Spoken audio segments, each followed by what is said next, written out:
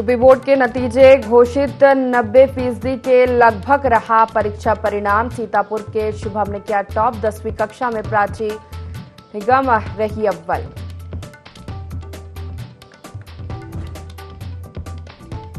अलीगढ़ से सपा प्रत्याशी चौधरी विजेंद्र सिंह का विवादित बयान। बोले, हमारी सरकार आई तो तोड़वा देंगे भ्रष्टाचारियों के हाथ। बीजेपी को कहा भ्रष्टाचारियों के संरक्षक।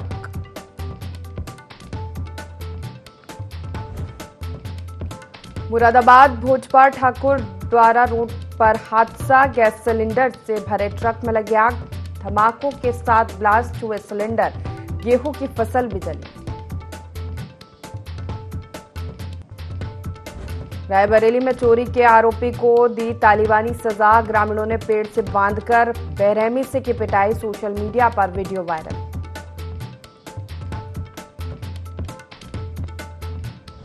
उन्नाव में लखनऊ कानपुर नेशनल हाईवे पर हादसा। कार और बाइक की टक्कर में छात्रा की मौत। भाई और पिता गंभीर रूप से घायल।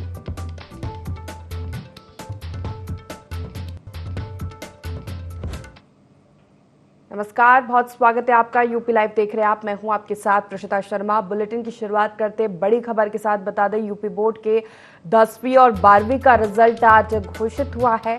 छात्र छात्राओं के बीच खुशी का माहौल है। रिजल्ट आने से रिजल्ट को लेकर अति उत्साहित विद्यार्थी नजर आए। कानपुर में 10वीं की छात्रा अनुष्का शुक्ला ने तीसरा स्थान प्राप्त किया है। 10वीं और 12वीं के 55,25,300 से अधिक छात्र छात्राओं ने परीक्षा दी थी।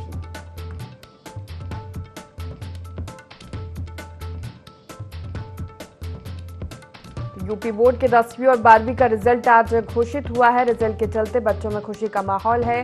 रिजल्ट को लेकर अति उत्साहित विद्यार्थी नजर आए। आपको बता दें, कानपुर से 10वीं की छात्रा अनुष्का शुक्ला ने तीसरा स्थान प्राप्त किया है। 10वीं और 12वीं के 55,25,300 से अधिक छात्र छात्राओं ने परीक्षा दी थी।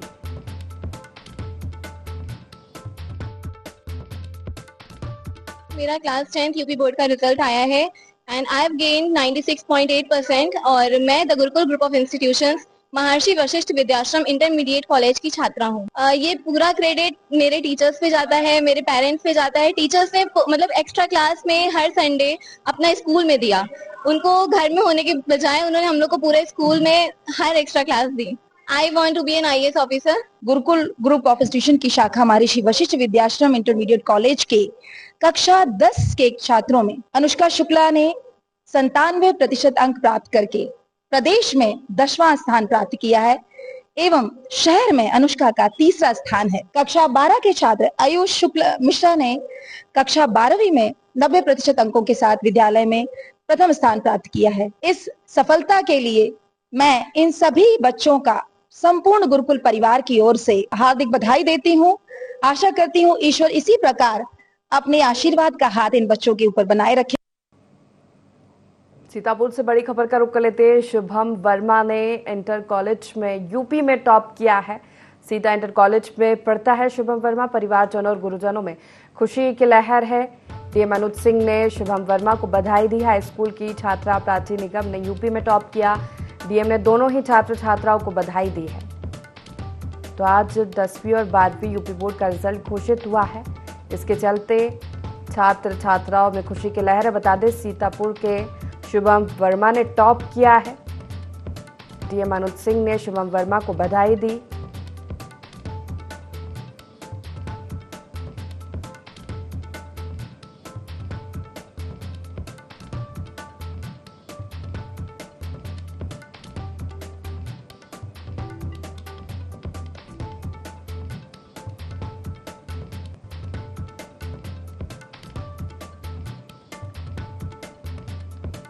सीतापुर से बड़ी खबर आपको बता रहे हैं, जहां सीतापुर के शुभम वर्मा ने टॉप किया है। हाई स्कूल की छात्रा प्राची निगम ने यूपी में टॉप किया। डीएम ने दोनों ही छात्र छात्राओं को बधाई दी है। ज्यादा जानकारी देंगे संवाददाता अमित हमारे साथ जुड़ गए। अमित, सीतापुर के शुभम वर्मा ने इंटर कॉलेज में यूपी में टॉप किया है। आज 10वीं और 12वीं का रिजल्ट घोषित हुआ है। किस तरह की खुशी देखी जा रही है उनमें, परिवारजनों में? बिल्कुल, आज खुशी का माहौल है उन विद्यार्थियों के लिए, उन शिक्षार्थियों के लिए जिन्होंने अपनी पूरी मेहनत के साथ इस माध्यमिक शिक्षा परिषद हाई स्कूल और इंटर का एग्जाम दिया। उनके लिए वाकई में बेहद खुशी का दिन है उनके लिए। वहीं आपको बता दें कि हाई स्कूल का भी रिजल्ट बहुत अच्छा रहा है और प्रदेश में टॉपर की भी अगर हम बात करें तो हाई स्कूल में जो टॉपर है उनका जो प्राची निगम ने उन्होंने 98.50 के साथ उन्होंने टॉप किया। वहीं दूसरे स्थान की अगर हम बात करें तो दीपिका सोनकर ने 98 हासिल किए हैं। नव्या ने भी 98 चूंकि सीतापुर की हैं तो हासिल किए हैं। तो अपने आप में एक बहुत बड़ा आज उनके लिए खुशी का माहौल है जो हाई स्कूल टॉप किया। वहीं इंटर की एक भी अगर हम बात करें तो शुभम वर्मा जो कि सीतापुर के हैं तो कह सकते हैं सीतापुर जनपद अपने आप में एक अहम जनपद हो गया इस परीक्षा को लेकर के। इस आज जो रिजल्ट आउट हुआ उसको लेकर के शिवम वर्मा ने भी पहला स्थान, विशु ने दूसरा और काजल ने तीसरा स्थान हासिल किया जो कि अमरोहा है। तो अपने आप में एक बहुत बड़ा खुशी का माहौल है क्योंकि उन्होंने मेहनत की, उसका परिणाम मिला है। वहीं जो टॉपर्स आए हैं उनके परिजनों को जाकर के उनके जो शुभचिंतक हैं मिठाइयाँ खिला रहे हैं, मिठाइयाँ वितरित कर रहे हैं। तो वाकई में बेहद अहम दिन है उन शिक्षार्थियों के लिए, उन परीक्षार्थियों के लिए जिन्होंने इसके लिए कड़ी मेहनत की है। जी चलिए, बहुत शुक्रिया तमाम जानकारी देने के लिए।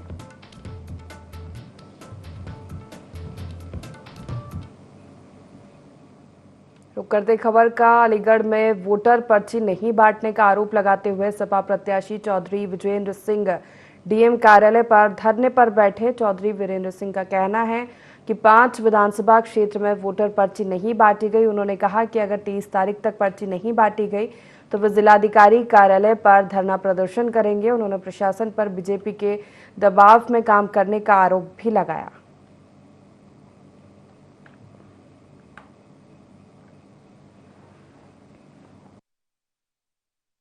पर्चियां नहीं बांट रहे हैं, जब उन पर पर्चियां नहीं होंगी तो वोट के अधिकार का प्रयोग कैसे कर पाएंगे वो?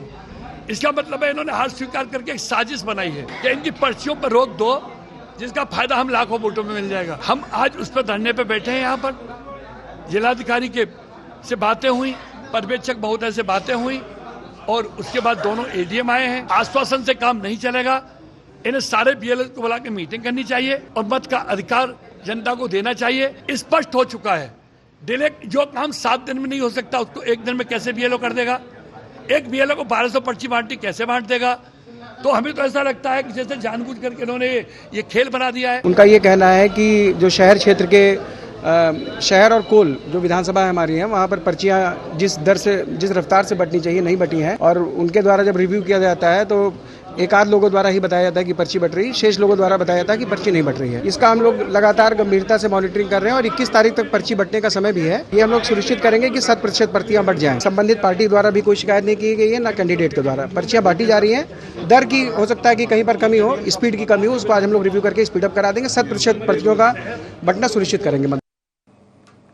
गर्मियों का मौसम आते ही आगजनी का सिलसिला भी शुरू हो चुका है। मामला फतेहपुर के हुसैनगंज थाना क्षेत्र के सईमापुर गांव का है, जहां गेहूं की फसल में अचानक आग लग गई, जिसमें करीब 100 बीघा फसल जलकर खाक हो गई है। सूचना मिलते ही पुलिस और नायब तहसीलदार लेखपाल मौके पर पहुंचे। फिलहाल किसानों की हुई क्षति का आंकलन किया जा रहा है।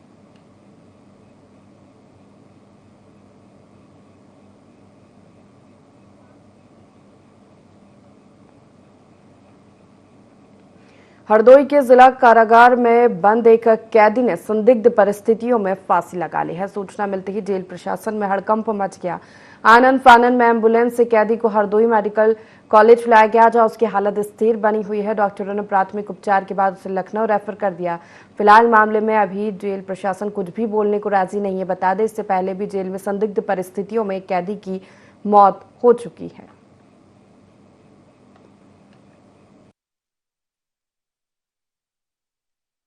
केस पार्शियल है तो उसको तुरंत मैंने जा करके जेल में प्राइमरी ट्रीटमेंट दिया, उसके बाद तुरंत यहाँ ले आए।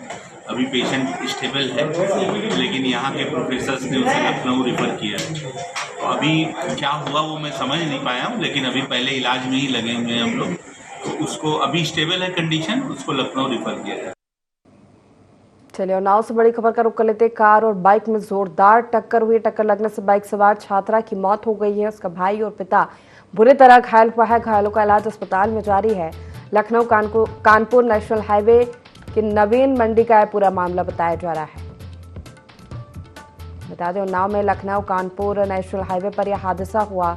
कार और बाइक की जोरदार टक्कर हुई जिसमें छात्रा की मौत हो गई है। तो वही भाई और पिता गंभीर रूप से घायल बताए जा रहे हैं, जिन्हें अस्पताल में भर्ती कराया गया है इलाज के लिए।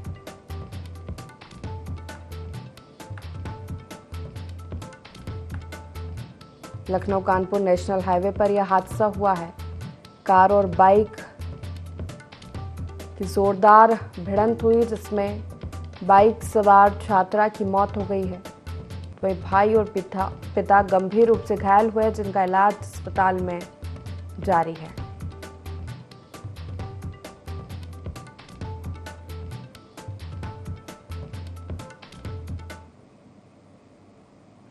जिले में चुनावी सरगर्मियां जैसे जैसे बढ़ती जा रही है, प्रत्याशियों के दिलों की धड़कन भी तेजी होती जा रही है। प्रत्याशी भी जनता को अपनी पार्टी से जोड़ने में लगे हुए हैं। उसी क्रम में आज नरौली स्थित विश्वकर्मा भवन में कार्यकर्ता सम्मेलन में शामिल होने पहुंचे सपा प्रत्याशी धर्मेंद्र यादव पहुंचे, जहां उन्होंने मीडिया के सवालों का जवाब देते हुए भारतीय जनता पार्टी पर जमकर निशाना साधा, साथ ही अपनी जीत का दावा भी किया। वहीं इस सम्मेलन में क्षेत्र के विश्वकर्मा समाज के लोगों ने बढ़ चढ़कर हिस्सा लिया।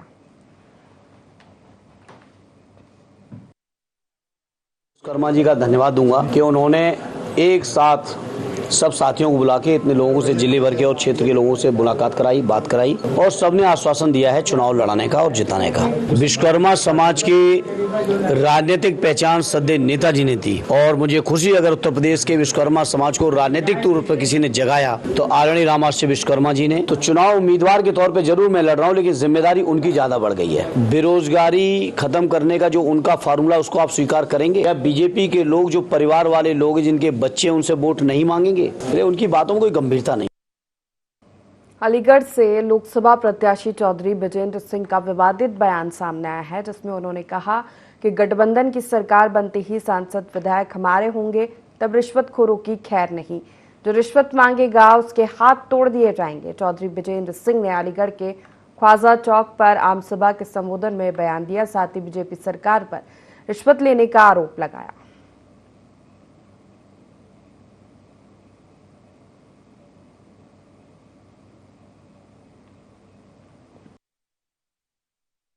ने निर्णय ले लिया कि उनको हरा के हर कीमत में गठबंधन के वीरेंद्र सिंह को जिताना है।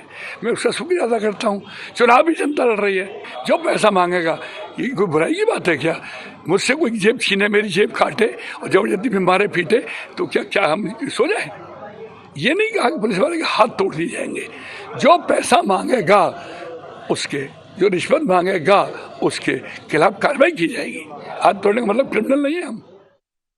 हमीरपुर में नगर पालिका परिषद की बड़ी लापरवाही सामने आई है, जहां एनजीटी और सुप्रीम कोर्ट के निर्देशों की खुलेआम धज्जियां उड़ाते हुए शहर से निकलने वाले कचरे को जलाया जा रहा है, जिससे वायु प्रदूषण फैल रहा है और जिससे लोग भी बहुत ज्यादा परेशान हैं।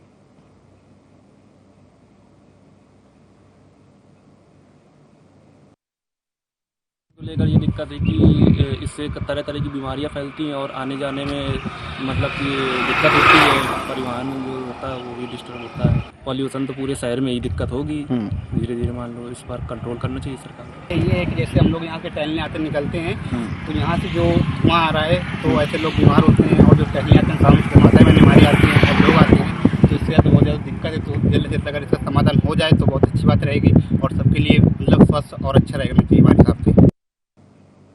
कानपुर में बीजेपी प्रत्याशी रमेश अवस्थी ने अपना नामांकन दाखिल किया। इस मौके पर दिग्गजों के साथ कई संगठन के लोग मौजूद रहे। इस दौरान सभा में विवाद की स्थिति भी निर्मित हुई। कार्यकर्ताओं में नोकझोंक देखने को मिली। वहीं बीजेपी का झंडा लेकर मंच की ओर बढ़े वर्ग विशेष के लोगों को मंच पर आने से रोक दिया गया।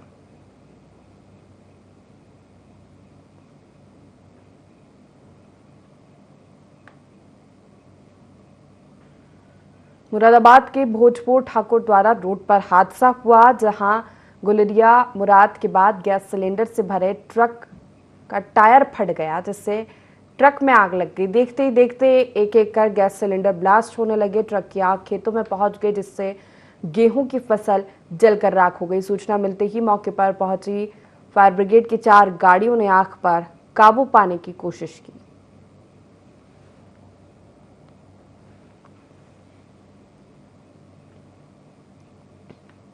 तो मुरादाबाद से खबर आपको बता रहे हैं, जहां एक ट्रक का टायर फटने से गैस सिलेंडर से भरे ट्रक में भीषण आग लग गई, जिसमें एक एक कर सभी गैस सिलेंडर में ब्लास्ट होने लगा।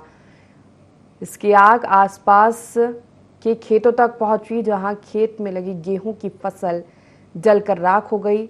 सूचना मिलते ही फायर ब्रिगेड की टीम मौके पर पहुंची, आग पर काबू पाने की कोशिश की गई। मुरादाबाद के भोजपुर ठाकुर द्वारा रोड पर यह हादसा हुआ है। तस्वीरें आपको दिखा रहे, भयानक आगजनी की घटना आज हुई है।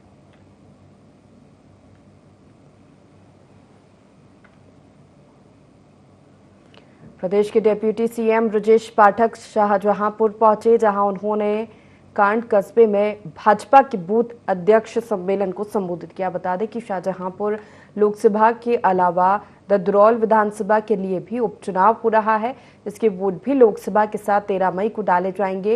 यहां भाजपा ने लोकसभा के लिए अपने सांसद अरुण सागर को और ददरौल विधानसभा के लिए अरविंद सिंह को उम्मीदवार बनाया। अपने दोनों उम्मीदवारों के समर्थन में बूथ सम्मेलन को संबोधित करते हुए डिप्टी सीएम ब्रजेश पाठक ने विपक्षी दलों को जमकर घेरा। उन्होंने कहा कि इंडी गठबंधन भ्रष्टाचार में डूबी हुई पार्टियों का गठबंधन है।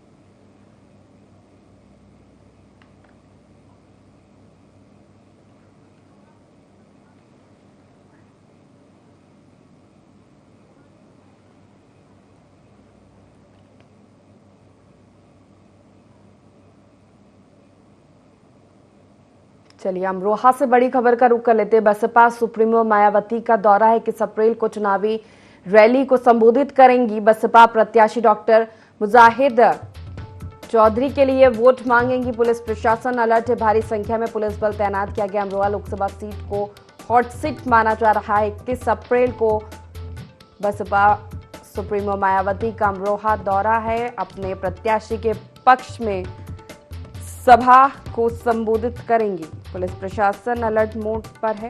दौरे को देखते हुए भारी संख्या में पुलिस को अलर्ट पर रखा है, तैनात किया गया है।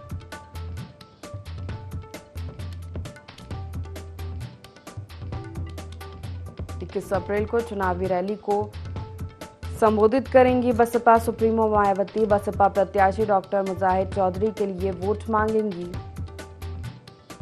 पुलिस प्रशासन अलर्ट है, भारी संख्या में पुलिस बल तैनात किया गया है। अमरोहा लोकसभा सीट को हॉट सीट माना जा रहा है।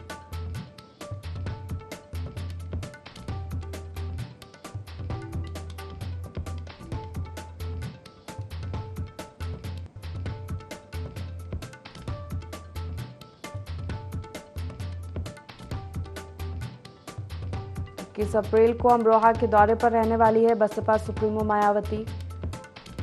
बसपा प्रत्याशी के पक्ष में रैली निकालेंगी, सभा को संबोधित करेंगी।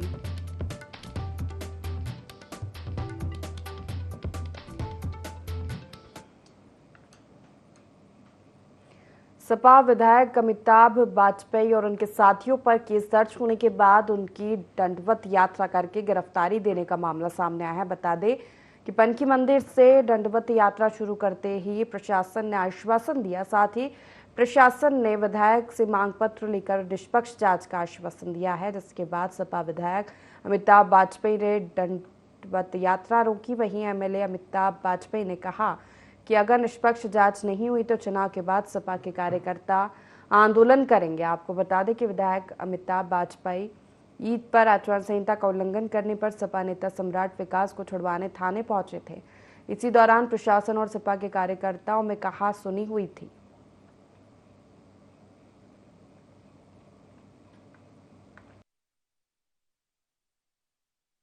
मुकदमे के खिलाफ हम लोग आए थे। हमारा मन था कि बजरंगबली बाबा ने रावण के अहंकार को तोड़ा था और रावण बड़ा अहंकार किसी का था नहीं, ये तो केवल एक अधिकारी के अहंकार की बात थी। तो हमने बाबा बजरंगबली का आशीर्वाद लिया और हम लोग दंडवत करके जाना चाहते थे। कुछ दंडवत लगा भी ली थी, तब तक वरिष्ठ अधिकारी आए हैं, उसमें महिला अधिकारी भी आई हैं। उन्होंने आश्वासन दिया है कि हमारी जो बातें हैं, हमारी जो मांगे हैं, उन पर वो सहानुभूति पर विचार करेंगे, निष्पक्ष विचार करेंगे। तो उनको हमने अपना मांग पत्र सौंपा है और ये सरकार से मांग करी है कि पूरे मामले की निष्पक्ष जांच हो। देखिए वो पंजीकृत था, लेकिन इसमें कोई गिरफ्तारी की धारा नहीं थी और आज तो शनिवार है, वैसे भी आम ड्यूटी रहती है। विधायक जी आए थे, उन्होंने कुछ बातें अपनी रखा है जिसको संज्ञान में लिया गया। हम लोग वरिष्ठ अधिकारियों से जो उन्होंने तथ्य रखे हैं लिखित रूप से उस पर डिस्कस करेंगे। और चूंकि इसमें कोई गिरफ्तारी की धारा नहीं थी, इसलिए गिरफ्तारी का कोई औचित्य भी नहीं था और हम लोग आए भी नहीं थे कि गिरफ्तार किए। आगरा में दबंगों की दबंगई सामने आई है, जहां एक युवक को बेरहमी से पीटा गया है। कई लोगों ने मिलकर पिटाई की है। युवक की मारपीट का वीडियो सोशल मीडिया पर वायरल हो रहा है। मामले की जांच पर फिलहाल जुटी है पुलिस। आगरा के सिकंदरा थाना क्षेत्र का यह पूरा मामला है।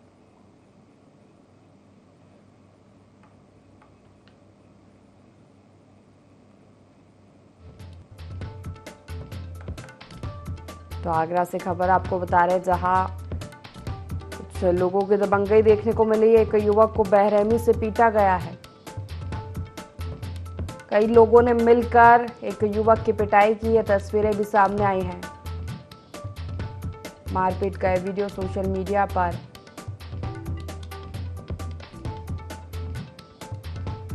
जमकर वायरल हो रहा है। फिलहाल पुलिस मामले की जांच में जुटी है।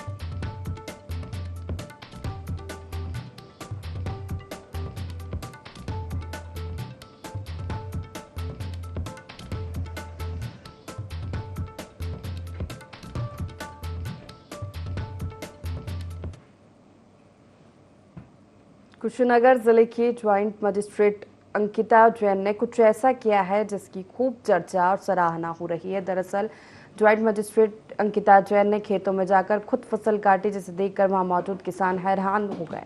वहीं क्षेत्र में उनके इस काम की खूब चर्चा और सराहना हो रही है। आपको बता दें कि गेहूं उपज का आंकलन करने के लिए अधिकारियों की ओर से क्रॉप कटिंग कराई जा रही है, जिसमें अंकिता जैन ने खुद खेत में जाकर गेहूं की कटाई की और क्रॉप कटिंग कराकर उत्पादन का जायजा लिया।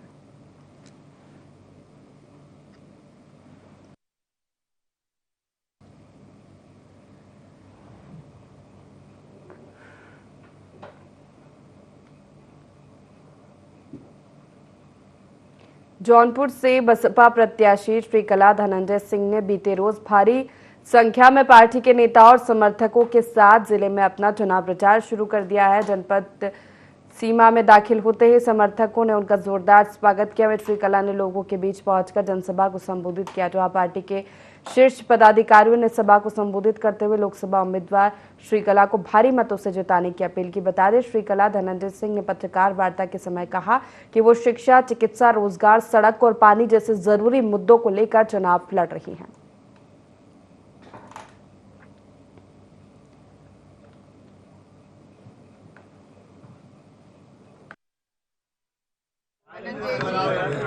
पिछले 25 ईयर्स से जौनपुर के लोगों के लिए काम करते हैं और उनका जो मन में जो है, जैसा जात और धर्म उठकर उन्होंने सबके लिए काम किए हैं।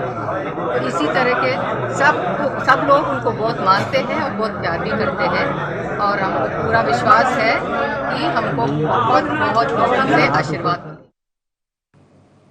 कन्नौज में आयोजित बूथ अध्यक्ष सम्मेलन में डिप्टी सीएम ब्रजेश पाठक पहुंचे, जहां उन्होंने पहले चरण में 8 सीटों पर हुए मतदान पर कहा कि सभी सीटों पर भाजपा की जीत होगी।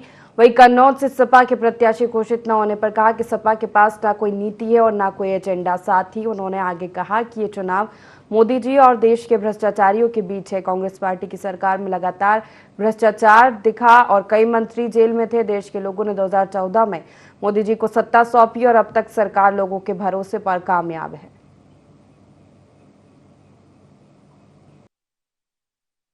सभी वर्गों का वोट मिला। माननीय मोदी जी की गरीब कल्याण योजनाएं जन जन तक पहुंची हैं और सुब्रत पाठक जी ने जिस ढंग से सर्व समाज को अपने साथ काम करके जोड़ा है, कन्नौज डेवलपमेंट के मोर्चे पर नंबर 1 पर आ गया है और सब लोगों का मानना है कि यहाँ बीजेपी सुब्रत जी प्रचंड बहुमत के साथ जीतेंगे। देखिए वहाँ 8 की 8 को सीटों पर बीजेपी आ रही है। ये समाजवादी पार्टी डिरेल्ड है, उनके पास कोई नीति नहीं, कोई एजेंडा नहीं, प्रत्याशी ढूंढने नहीं मिल रहे हैं। समाजवादी पार्टी इस बार 0 सीट पाएगी उत्तर।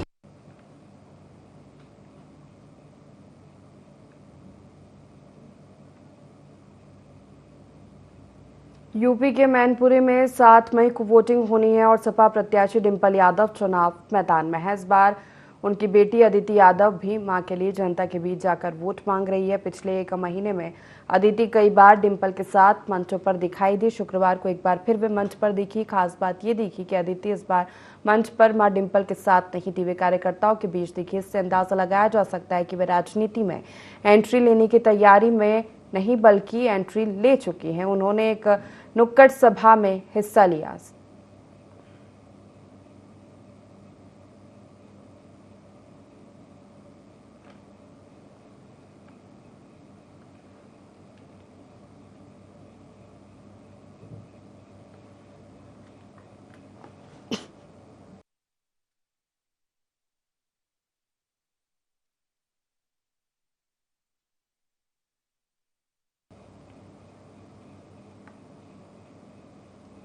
झांसी के नवाबाद थाना में 17 अप्रैल को फाइनेंस कंपनी के कलेक्शन एजेंट से 8.5 लाख रुपए की लूट हुई थी।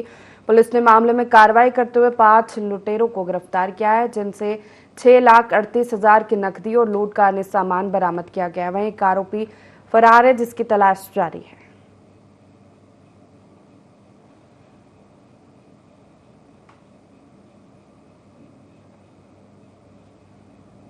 इसी के साथ फिलहाल इस बुलेटिन में इतना ही। लगातार खबरों के लिए देखते रहिए IND24। नमस्कार।